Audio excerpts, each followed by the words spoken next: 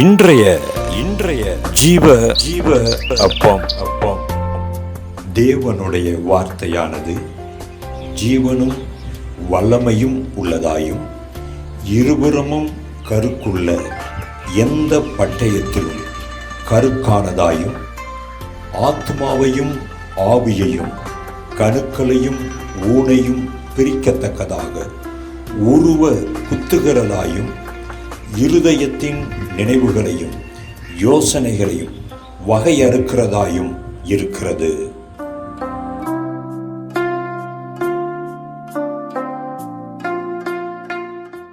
தேவனுக்கு மகிமை உண்டாவதாக. இந்த நாளிலும் தேவனுடைய வார்த்தையை கொண்டு பொல்லாங்கனை ஜெயிக்கிற கிருபை வல்லமை இந்த வார்த்தையை கேட்டுக்கொண்டிருக்கிற நாம் உங்கள் ஒவ்வொரு மீதும் இறங்குவதாக. 1 யோவான் 2ஆம் அதிகாரம் 14வது வசனத்திலே பிற்பகுதியில் இப்படியாக ஒரு வார்த்தை எழுதப்பட்டிருக்கிறது. தேவ வசனம் உங்களில் நிலைத்திருக்கிறதுனாலும் நீங்கள் பொல்லாங்கனை ஜெயித்ததினாலும் உங்களுக்கு எழுதுகிறேன். வேத வசனத்தை கொண்டு, தேவனுடைய வசனத்தை கொண்டு பொல்லாங்கனை, அதாவது சாத்தானை, சத்துருவை ஜெயித்தவர்களுக்கு நான் எழுதுறேன் அப்படின்னு எழுதுறார். தொடர்ந்து என்ன எழுதுறாரு அப்படின்னா 15, 16, 17 வசனத்தை வாசிக்கும் போது, உலகத்திலும் உலகத்தில் உள்ளவர்களும் அன்பு கூறாதிருங்கள். ஒருவன் உலகத்தில் அன்பு கூர்ந்தால் அவனிடத்தில் பிதாவின் அன்பு இல்லை. ஏனெனில் மாம்சத்தின் இச்சையும் கண்களின் இச்சையும் ஜீவனத்தின் பெருமையும் ஆகிய உலகத்தில் உள்ளவைகள் எல்லாம் பிதாவினால் உண்டானவைகள் அல்ல, அவைகள் உலகத்தினால் உண்டானவைகள். இந்த மாம்சத்தின் இச்சை, கண்களின் இச்சை, ஜீவனத்தின் பெருமை, இது எல்லாமே உலகத்துல உண்டான காரியங்கள். எப்படி நீங்க வேத வசனத்தை கொண்டு பொல்லாங்கனை ஜெயித்தீங்களோ அதே போலதான் இந்த மாம்சத்தின் இச்சையும் கண்களின் இச்சையும் ஜீவனத்தின் பெருமையும் நீங்க ஜெயிக்கணும் அப்படின்னு ஒரு ஆலோசனை சொல்றாரு அப்போஸ்தலனாகிய யோவான். யாருக்கு எழுதுறாரு அப்படின்னா, வேத வசனத்தை கொண்டு பொல்லாங்கனை ஜெயித்தவங்களுக்கு.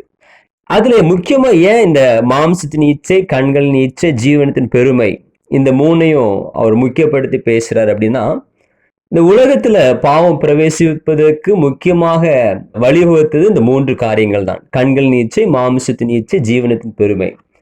இது எங்க ஏற்பட்டுச்சு அப்படின்னு பார்க்கும்போது, ஆதியாகமம் 3ஆம் அதிகாரத்துல ஏதோன் தோட்டத்துல ஏற்பட்ட ஒரு காரியம் தான் இது.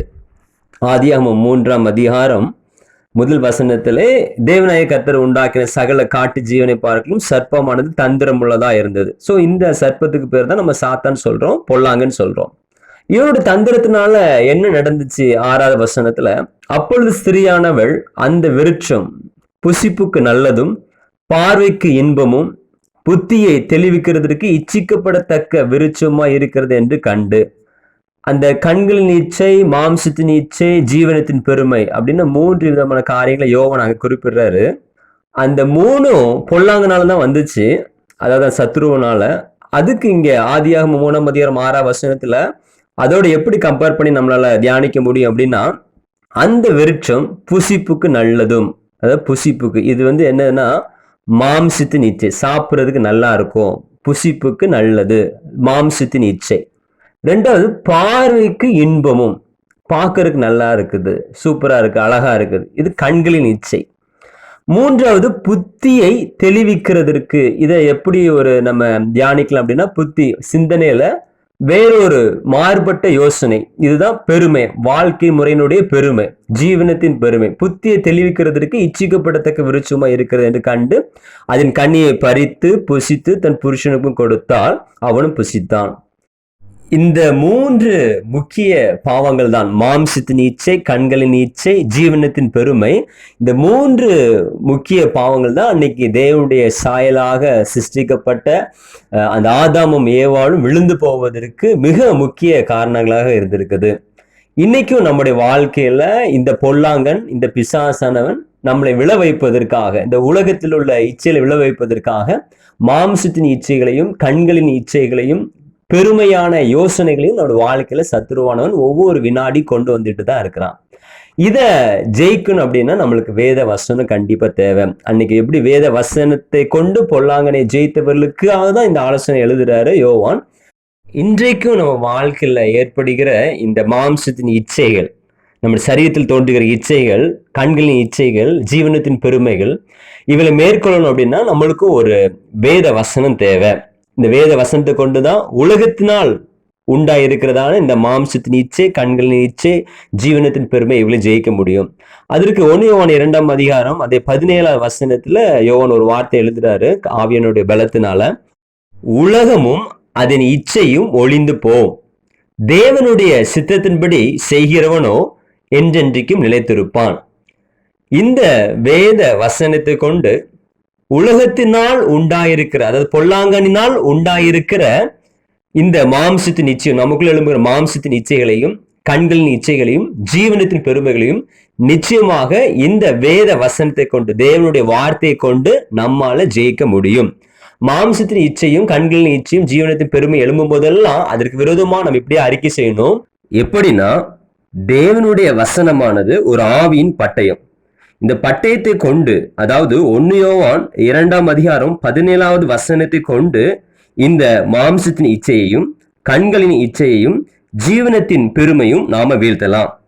எப்படின்னா, எனக்குள் மாம்ச இச்சையும், கண்களின் இச்சையும், ஒரு நபரை பார்க்கும்போது கண்களின் இச்சை, ஒரு பொருளை பார்க்கும்போது கண்களின் இச்சையும் எழும்பும் போது, என்னை குறித்ததான ஒரு பெருமை எழும்பும் போது, அதற்கு விரோதமாக என்னுடைய வாயை திறந்து நான் இப்படியாக சொல்லணும், உலகமும் அதன் இச்சையும் ஒளிந்து போம் என்கிற வார்த்தையின்படி எனக்குள் எழும்புகிற இந்த மாம்சத்தின் இச்சையும், கண்களின் இச்சையும், என்னை குறித்ததான பெருமையும் ஒளிந்து போவதாக அப்படின்னு அதற்கு விரோதமாக நம்ம பேசும்போது நிச்சயமாக இந்த 3 பாவங்களுக்கு விரோதமாக நம்ம ஜெயம் எடுக்க முடியும். இன்னொரு முறையில சொல்ல போனா, எனக்குள் எழும்புகிற பாவ இச்சையும், கண்களின் இச்சையும், ஜீவனத்தின் பெருமையும் 1 யோவான் 2ஆம் அதிகாரம் 17ஆவது வசனத்தின்படி செயலற்று போவதாக, அதமாவதாக, ஒளிந்து போவதாக என்று எனக்குள் இச்சைகள் எழும்பும் போதெல்லாம், பெருமைகள் எழும்பும் போதெல்லாம் இந்த 1 யோவான் 2ஆம் அதிகாரம் 17ஆவது வசனம் என்கிற ஆவியின் பட்டயத்தை பயன்படுத்தி பொல்லாங்கானால் உண்டாகிற அந்த மாம்சத்தின் இச்சையும், கண்களின் இச்சையும், அந்த பெருமையும் நிச்சயமாக நாம் ஜெயிக்க முடியும். இப்படிப்பட்டதான கிருபையை 1 யோவான் 2ஆம் அதிகாரம் 17ஆம் வசனத்துல கர்த்தர் கொடுத்திருக்கிற இந்த ஆவின் பட்டயத்தை பயன்படுத்தி இந்த மாம்சத்தின் இச்சையை, கண்களின் இச்சையை, பெருமையை முறியடிக்கிற கிருபையை கர்த்தர் நம் ஒவ்வொருவருக்கும் ஒவ்வொரு பாவ சூழலிலும் தருவாராக. God bless you.